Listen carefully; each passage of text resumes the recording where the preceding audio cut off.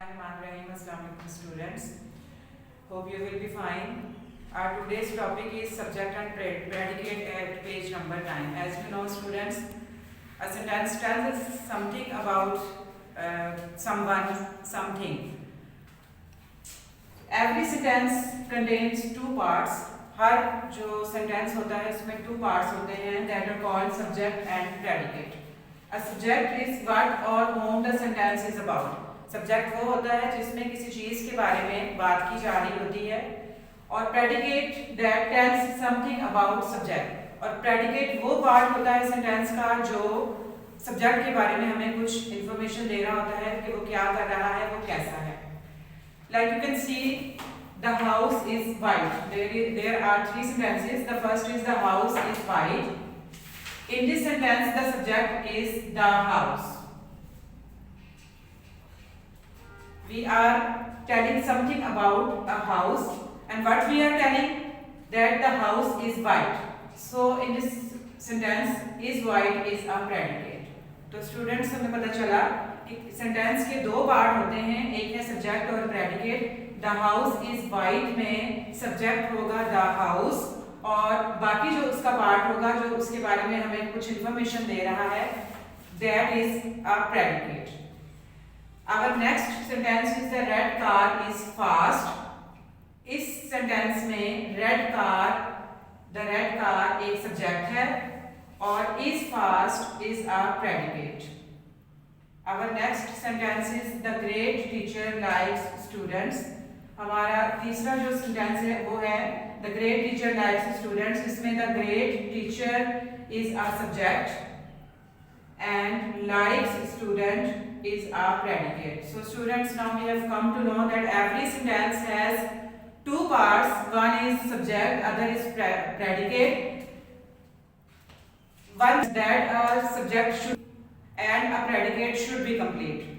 अगर हम इसको हम कहेंगे is a predicate, no students, it is not a complete predicate. Is white is it doesn't give a complete meaning. So is not a predicate. जब हम is white करेंगे मुकम्मल तो ही ये एक complete predicate बनता है. तो students, the complete subject tells us whom or what the subject is about. एक complete जो subject होता है वो हमें बताता है कि हम किस चीज के बारे में बात कर रहे हैं.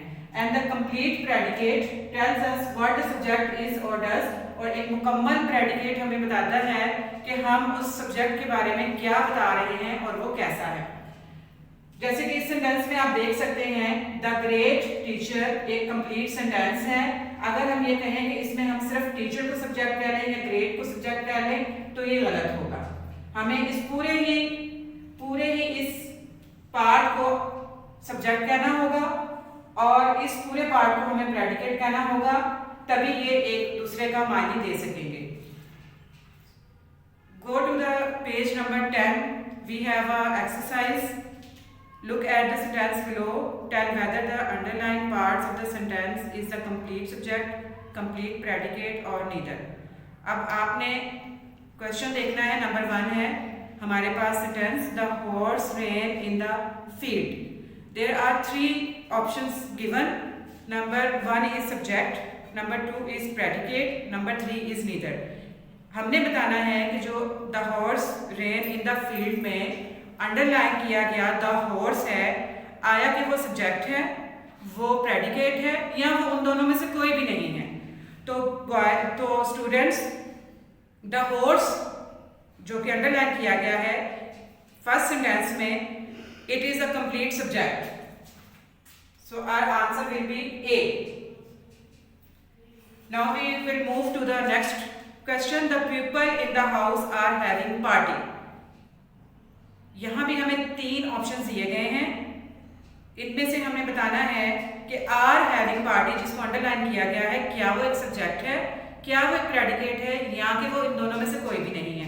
तो students the people in the house are having party में are having party is a complete predicate. So we will underline B. Number 3 पे चलें. Mom asked me to go to the store. इसमें asked me to go to the store underline किया गया है. अब इसमें हमने बताना है कि सब्जेक्ट है या प्रेडिकेट है या इन दोनों में से कोई भी नहीं है। So this one is a predicate. Question number 3 में हमारा ये बी पार्ट है। क्वेश्चन नंबर 4 में the US president spoke to the American people. The US president is underlined.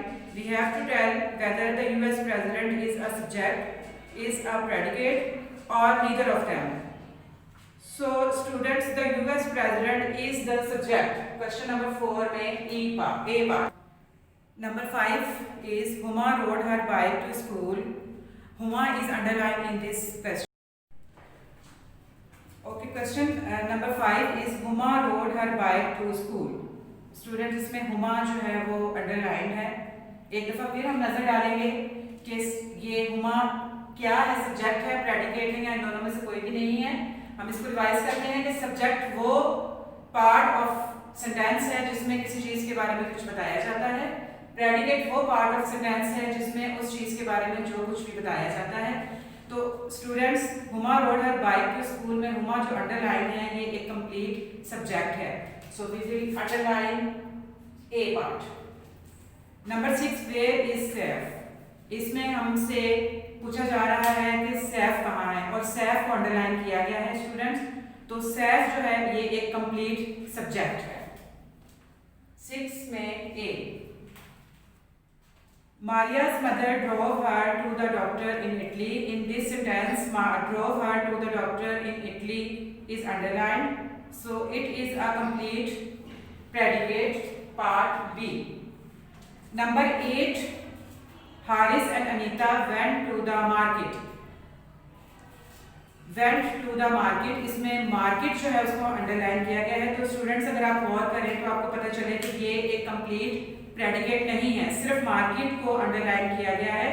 So market is neither subject nor a predicate, it is neither of them. ना ये subject है ना ये predicate है, ये इन दोनों में से नहीं है। नंबर 9 पे he bought a new car, इसमें a new car is underline. A new car is also not giving the complete meanings, so it is not a subject neither a predicate. We will underline option C, neither. Now we will move to question number 10. Ahsan likes to play volleyball. In this sentence, likes is underlined. Likes is also not giving the complete meaning. So it is not a subject, neither a predicate. Our answer will be C, neither. So students, practice your subject and predicate at home regularly. Stay home, stay safe. Allah Hafiz.